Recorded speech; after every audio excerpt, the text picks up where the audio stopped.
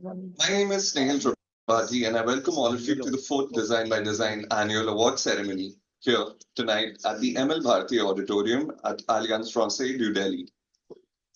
Many of us have been associated with Design by Design for a long time now. But for those of us who are new to the platform, a word about Design by Design and the Design by Design Annual Award. Design by Design is an interdisciplinary initiative to explore the design phenomenon from the broadest perspective. It is also geared towards raising levels of appreciation within each discipline and nurturing connections across various design domains.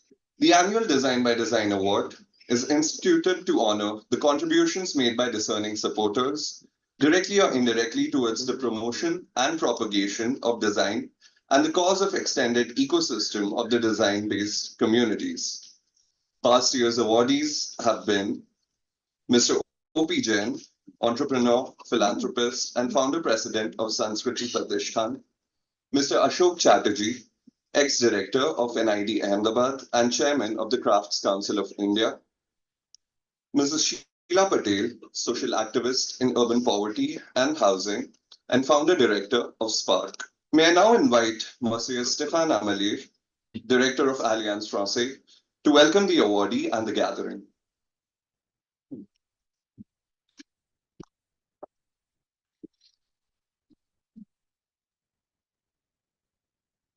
Thank you very much. Mesdames, Mesdemoiselles, Messieurs, bonsoir, pardon. Bienvenue à l'Alliance Française. I've decided to say a few words in French to welcome you because the French president was until yesterday the guest of honor of the Republic Day, and I think that it goes well with the friendship between France and India, and so we couldn't hope for a better augur. I'm happy and honored to say a few words on the occasion of the 40th Design by Design exhibition this year. This new edition, organized by the team Design by Design in joint collaboration with Alliance Française de Delhi, where we are, Audacity, Studio AF, and many others, is again going to showcase some of the most promising designers, or should I say artists, in their respective field from all around India. But before officially opening the exhibition itself, where we'll do it outside in less than 1 hour, we are honored to have with us Mr. Pradip Krishen, who has been selected to receive the 4th annual Design by Design Award. This award has been created with the idea to broaden and deepen the engagement between the community of designers and the civil society. To do so, this annual award has been instituted to honor the contribution made by discerning supporters, directly or indirectly, towards the promotion and propagation of design. I will leave Mr. Shri to describe the work done by Mr. Krishen during his long career in the field of ecological restoration as a native plant gardener, inspiring naturalist, nature educator, and author through his exemplary work. Thank you very much to all of you, et merci encore d'être ici présent.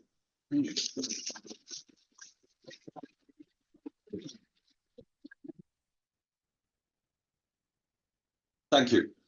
Mr. Pradip Krishen, an eco-restoration practitioner, author, and filmmaker, is the recipient of this year's D by D Award. Here is a presentation on his work and contributions.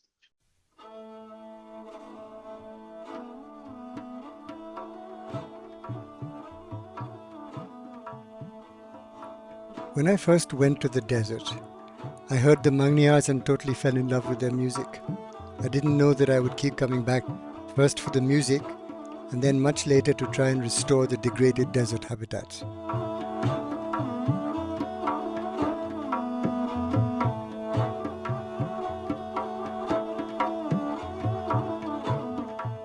In 1980, won a script award for Masi Saab, and the NFTC stepped in to say that they would produce the film.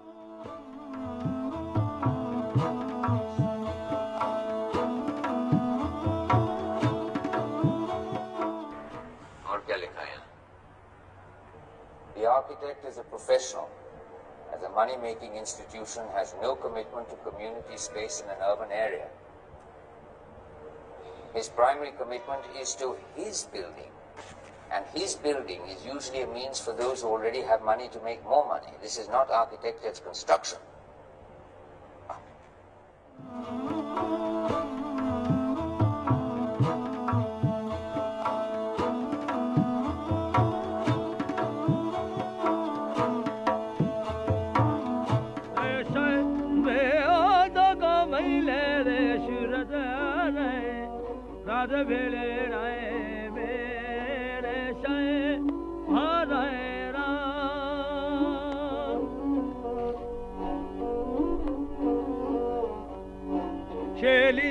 I chased down every last individual tree that I found in the city of Delhi and on the outskirts.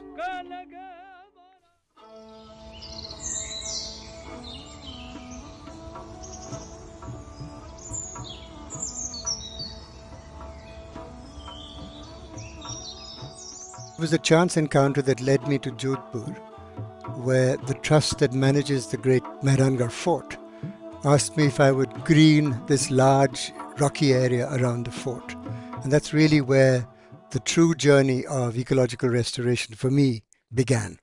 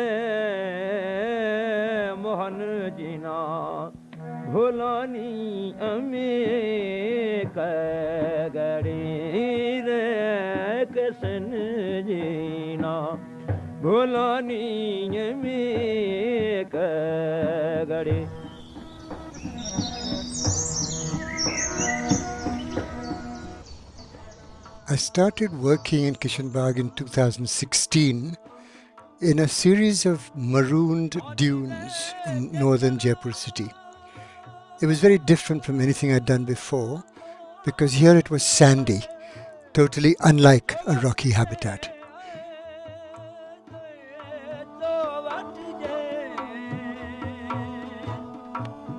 We collected seed-bearing sand from the desert and brought it to Kishanbagh and watched as the landscape came alive with shrubs and grasses that germinated in the very minerals and soil that they were used to.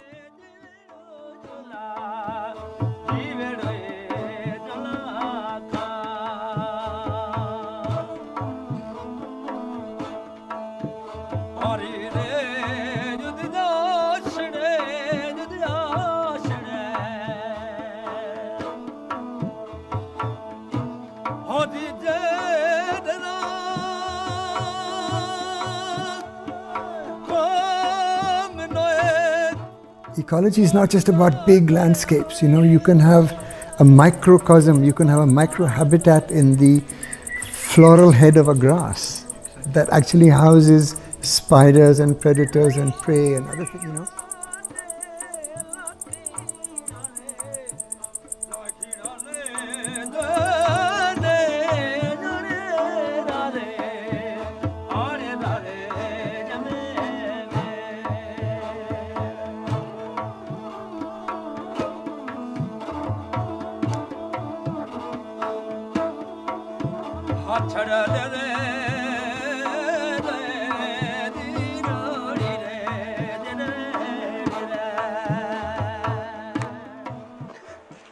The genius of the plan lies in its bloody simplicity. What I'm proposing is that the government plants fruit trees on either side of the railway track. Fine? All over India. That craps around the railway track anyway, right? So the soil is very fertile, है ना? Yeah? So all you have to do is on every passenger train, na, you attach a water carriage with two fountains that spray water on either side. What do you get? 120,000 running kilometers of fruit trees, man. It's a flicked out trip. I mean, how come nobody thought of it before?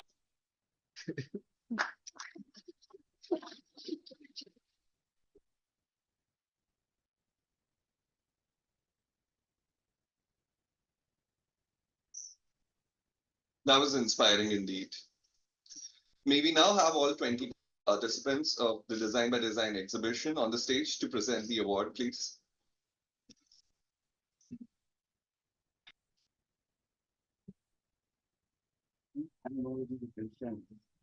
One of the core objectives of Design by Design is to foster a relationship between prominent practitioners and young designers. Keeping up with this tradition and to symbolize it, our cohort of participating designers shall hand over the award to this year's recipient.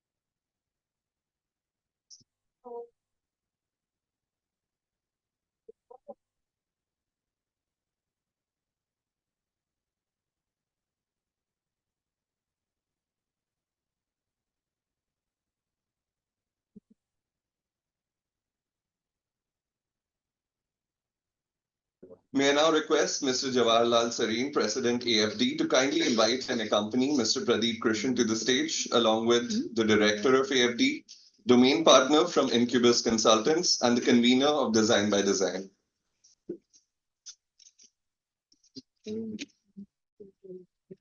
May I request you all to please take your place on the dais.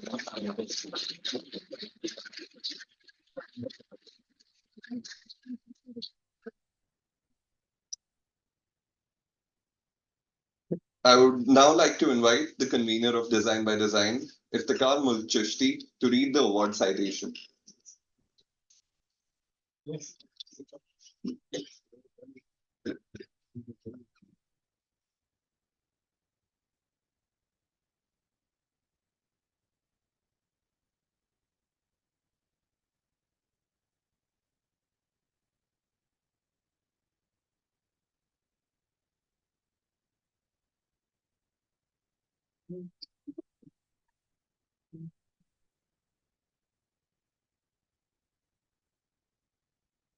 The fourth annual Design by Design Award 2024 to honor the enablers of design. The annual Design by Design Award has been instituted to honor the contribution made by discerning supporters, directly or indirectly, towards the promotion and propagation of design and the extended cause of the design-based creative communities, with the idea to broaden and deepen the engagement between communities of designers and civil society. The contribution made by Mr. Pradip Krishen, I'm sorry,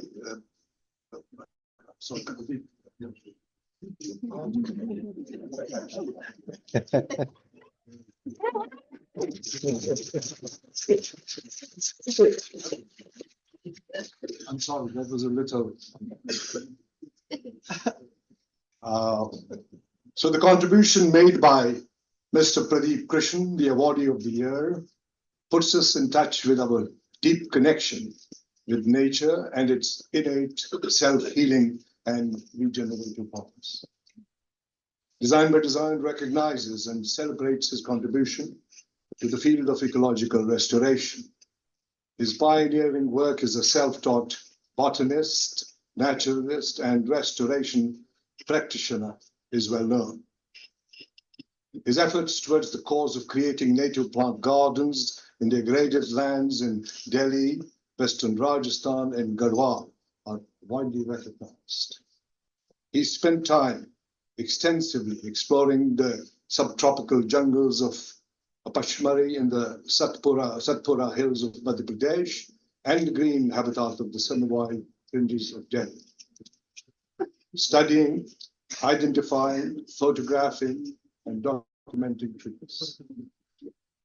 He trained himself to become a keen ecological gardener, inspiring and leading teams of horticulturists and landscape architects in restoring vast and varied physiographical settings. Many of his restored tracts of land have become public parks, equipped with attendant public facilities such as visitor centers, making interpretation of the natural habitat accessible to all, a major feature of most of his projects. His current assignments, besides the gardens of Calico Museum in Ahmedabad, include creating a wildflower meadow for the senior school in Bavalia and restoring the natural ecology of the clay banks of River Chambal. The award is being given to Mr. Pradip Krishen for his exceptional journey that was inspired by an accidental revelation of nature's regenerative rhythm, leading to his lifelong mission of the discovery of flora and the transformation of natural landscapes. The creation of significant rewilding schemes at sites such as the Rao Jodha Park in Jodhpur, Kishanbagh in Jaipur, and Abba Mahal in Nagaur Fort, Rajasthan, are the outcome of this wild voyage. This impacted people who benefited from his not by design action on the ground directly, earning him acceptance and appreciation, and setting an example for lay people and professional designers alike. An author of 3 critically acclaimed books, Trees of Delhi, Jungle Trees of Central India, the Abba Mahal Bagh, he is presently working on a journal-style book, Ratpati, about Delhi's degraded central ridge forest. In his earlier avatar, he had the opportunity of making independent feature films, including Messi Sahab and Electric Man. It was, however, in which Annie gives it those ones that won 2 national awards, eventually relinquished, that attained a classic cult status. This mixed language film is noteworthy for having unwittingly served the cause of tree plantation and the design world by capturing the vulnerability, irreverence, and idealism in the lives of design students at a School of Architecture in Delhi. Rather evocative, using humor to serve as a poignant reminder of life's unpredictabilities. Prior to his film stint, he taught at Ramdas College, Delhi University, and attended the Royal College, Oxford, St. Stephen's College, Delhi, and Mayo College, Ajmer. Design by Design, in partnership with Alliance Française de Delhi and Incubis consultants, is proud to present the 4th Design by Design Award 2024 to Mr. Pradip Krishen.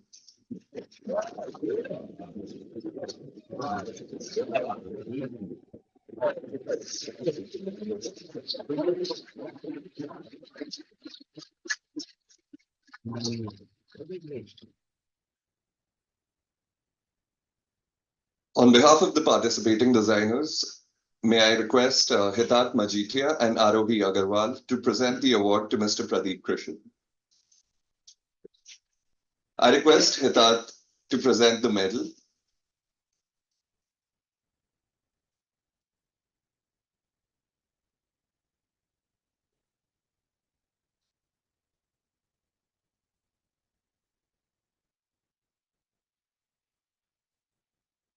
I request Arohi to present the scroll.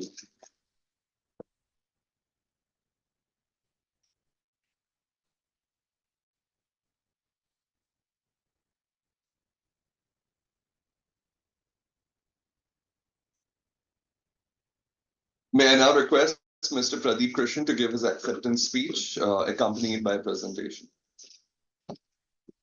I request everyone else to return to their seats, please.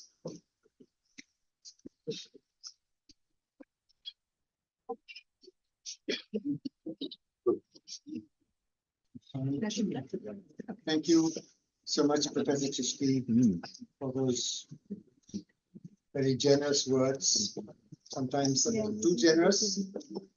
But it's really a great pleasure to have an award given for a field that is very seldom recognized for the artistry that actually goes into it. I believe this is probably the first time in this country, at least, that we've had a design award for ecological restoration. And I'd like to accept this award on behalf of the entire community of people who, like me, work in the field of ecological restoration.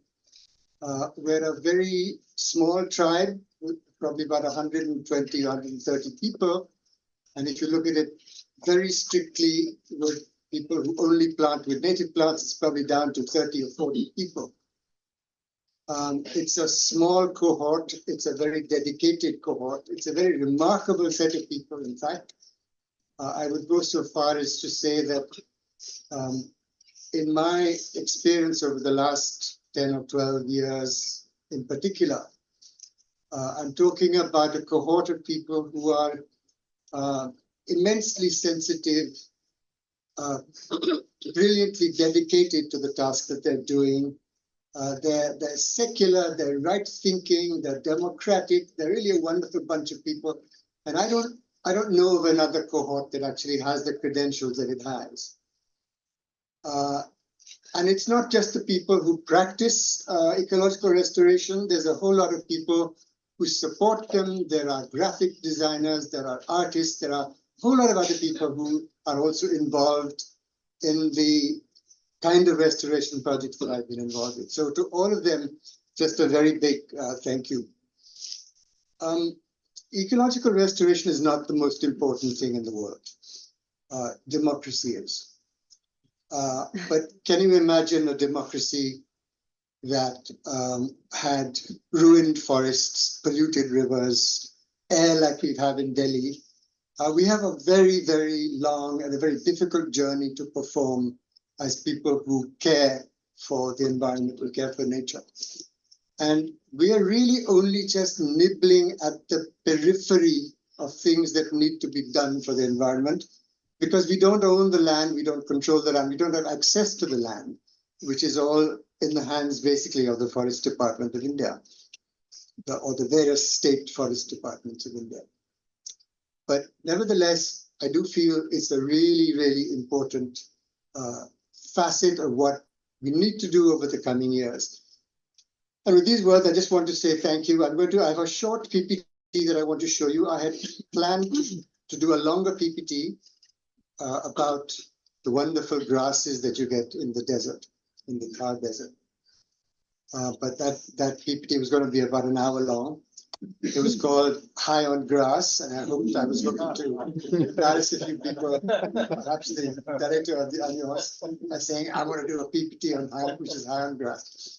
But I'm not going to do that now. So I have a very short 15 minutes available to me. And if I can, all right. It's really just a few pictures of the desert and how the desert is really a very varied and a very beautiful place. Why am I not getting? Okay, so just a quick 22 slides, and I'm going to take you through some of the most beautiful aspects just of the landscape of the desert, but also to give you a sense of how varied it is. All of us perhaps think of the desert as being a little bit like the North African Sahara with sand dunes. That picture on the bottom right is a satellite picture of all these dunes all aligned in the same direction with the wind. And these are the kind of what are called barkans, which is a particular kind of dune that you get in some parts of Rajasthan. But this is by no means all that you see in the desert. This is a picture of what is probably my favorite plant in the furthest stretches of the Thar Desert. Something that is known as pogue locally. It's a climax, part of the climax vegetation. It's disappearing. It's only now found in the far reaches of the western border with Pakistan. It's an amazing plant. And some of the images you've seen earlier when we were filing in showed you some of these lovely pogue landscapes. One of the most interesting things that happened to me exploring the desert was to discover the word roi, which is the local Marwari name for the shrublands that you get in the desert. And I was very keen when we were doing Kishenbagh to try and introduce the term roi into the vocabulary that people use when they talk about the desert, because the desert is often dismissed, and especially by the forest department, as a wasteland, as a place that is a failed forest. It's never meant to be a forest at all. And the roi shrubland now takes its place along with some of the best shrublands and the most visited and most loved shrublands, like the Mulga region of Western Australia, or the chaparral in California, or the garrigue in the Mediterranean. I'm hoping that we will begin to appreciate the desert more and more as words like the roi find their way into the vocabulary we use.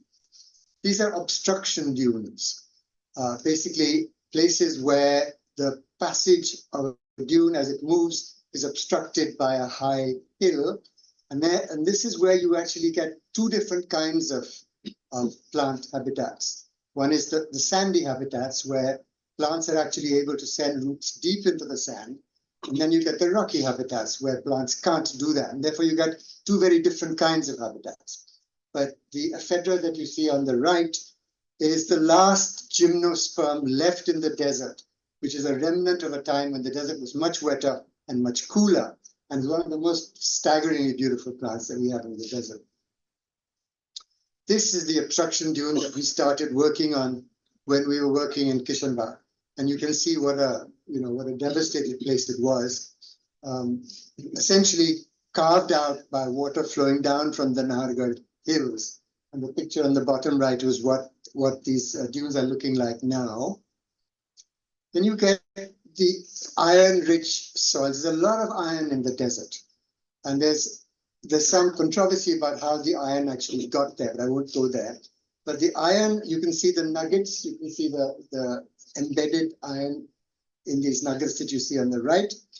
But it leads to some of these beautiful ironstone habitats that you get, which are all Jurassic, about 190 million years old. And then you get these beautiful rocks in some parts of the desert, which is roughly 50, 60, 70 kilometers west of Jaisalmer city. But it forms beautiful habitats, also fossil bearing. Then, of course, there is sandstone, which is not a surprising thing to find in the desert. These pictures just show you how, when you look really closely at sandstone, you can actually see the little grains of sand and how they get cemented together. But the sandstone is formed essentially on shallow beaches that were formed on in the desert. These are the sandstone mines that you find at Sursagar near Jodhpur.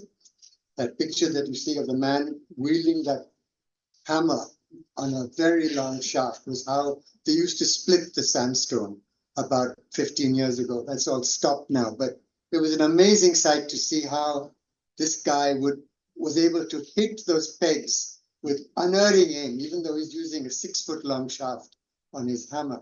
But now they're using some noxious Chinese chemical, and those white lines that you see at the bottom is what they drill these holes and put the chemicals inside, and that splits the rock. It's rather sad to see that this is how they're doing it.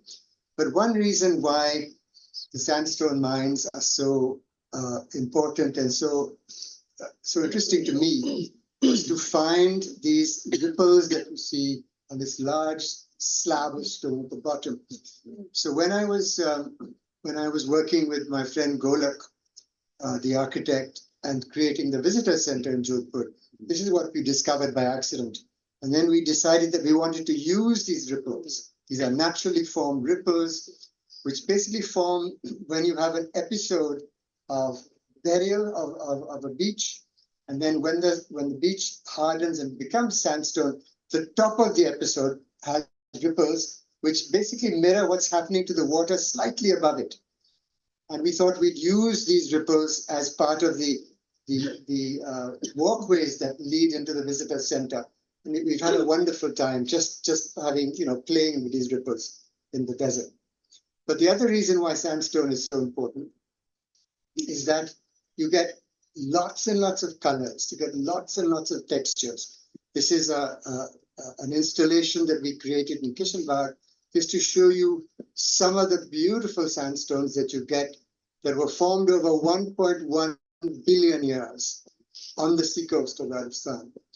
And the other reason why these sandstone mines are so important was that these are images of the first multicellular creatures that lived on Earth. These are not images of the creatures themselves, but of the traces that they left behind as they moved in the clayey bottoms of the sea at that time. Then you get quartzite. Quartzite is something that people who are familiar with the ridge here know very well. But quartzite basically is sandstone that is being compressed by metamorphosis, and by the heat and the pressure convert the sandstone into a crystalline, a very beautiful rock called quartzite. And you find quartzite all over the desert. And you will sometimes even find the ripples which were there originally in the sandstone have been preserved even as the quartzite has melted and reformed. And then you've got the calcium-rich habitats in the desert. Calcrete is one of the forms in which the calcium forms. But essentially, these are all results of the calcium in the ocean, the calcium that's present in sea creatures with shells. And this is very, very common in the desert. Calcium is one of the dominant landscape types in the throughout the Thar Desert. Some more images of the calcrete. And the limestone, which is also, of course, calcium. The golden fort of Jaisalmer is often referred to as the golden sandstone fort. It's not sandstone at all. It is limestone, and it's full of fossils. It's full of fossils of creatures that died there in Jurassic times and later. This is a picture also of some of these calcium-rich places, but they're filled with tiny little marine creatures that are called forams for short, foraminifera in its long form. But these are single-celled creatures that cover themselves with a hard calcium, what's known as a test. And there are so many different species of forams. Scientists use them to be able to date marine formations. And this is Professor Sani and my friend Pranay Lal actually examining one of these foram columns to look at what particular forams there are. These are the beautiful clay formations that you find in the desert. This picture on the left, which looks like a man with 4 knees on a little grassy bank. These are all remnants essentially of lagoons that once existed in a shallow shoreline in the desert. But you get absolutely beautiful clay formations. And these are further clay formations where you get China clay that is mined and sold for its purity, with some of these absolutely gorgeous textures that you get in the desert. And rhyolite is a volcanic rock that you see in these lovely columnar formations. All the work we've done in Rajyoda Park in Jodhpur has taken place in this kind of habitat. You get a lot of rhyolite throughout the desert. Rhyolite basically forms the base to sandstone that formed on top of it. So wherever sandstone has been eroded, it uncovers rhyolite. You get these beautiful formations. This is a photograph showing you the Rajyoda Park in a rhyolite formation, and an old poster of a tourism poster for Jodhpur that actually inadvertently perhaps, talks about that or shows the rhyolite as being a very sort of prominent feature of Jodhpur.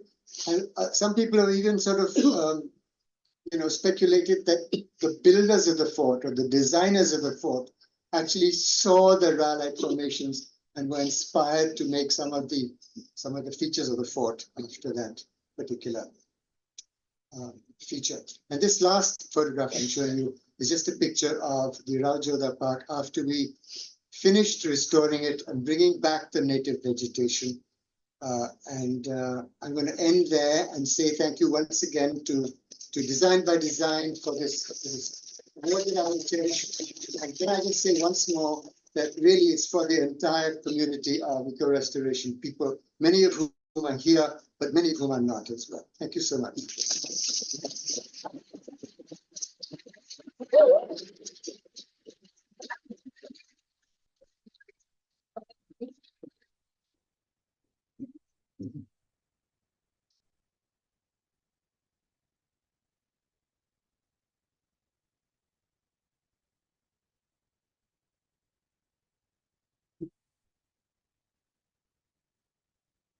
Thank you so much for those inspiring words and the insightful presentation. I now invite Mrs. Monica Khanna Gulati from Incubis Consultants to present the vote of thanks.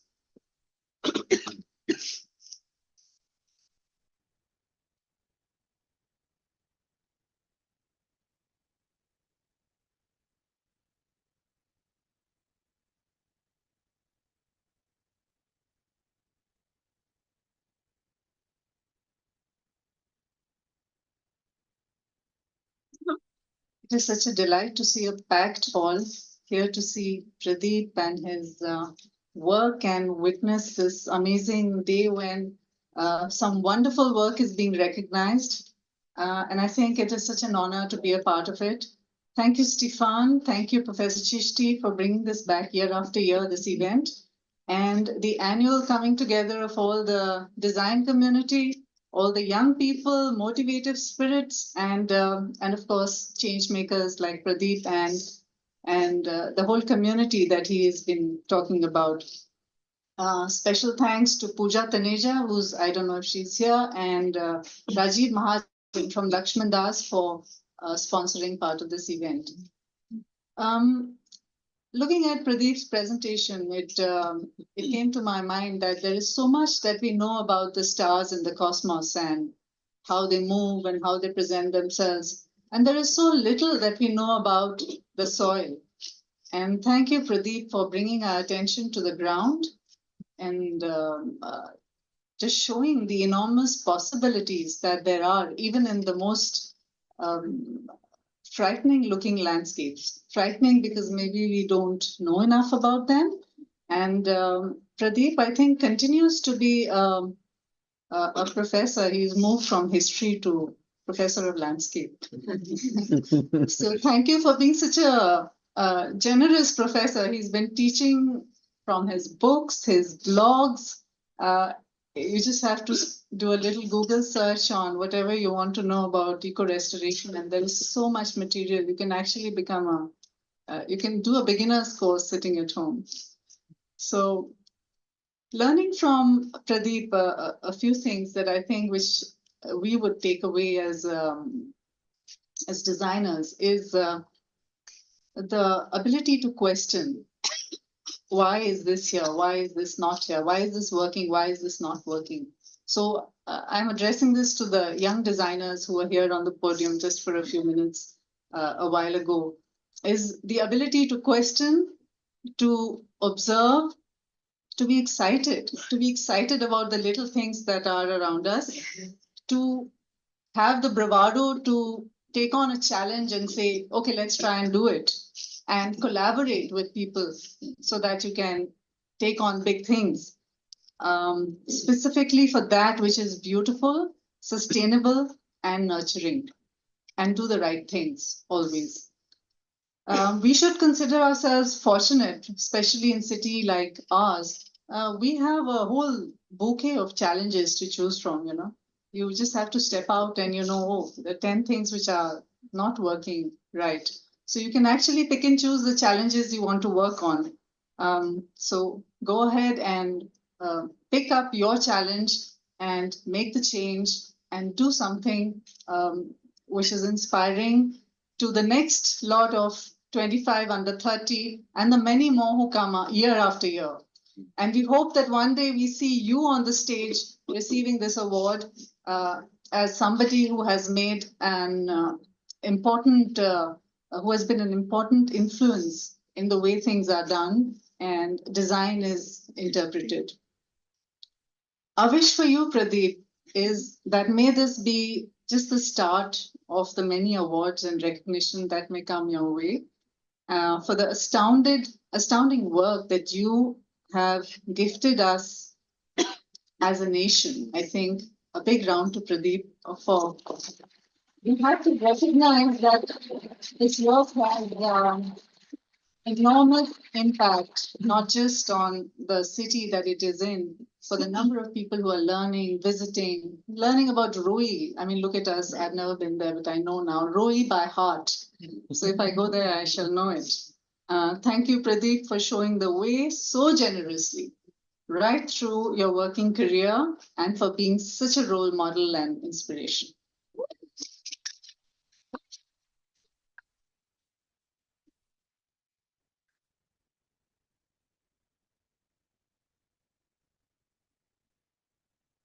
Thank you.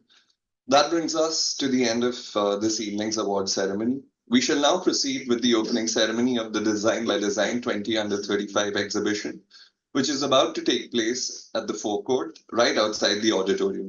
I invite everyone to be a part of it. Thank you.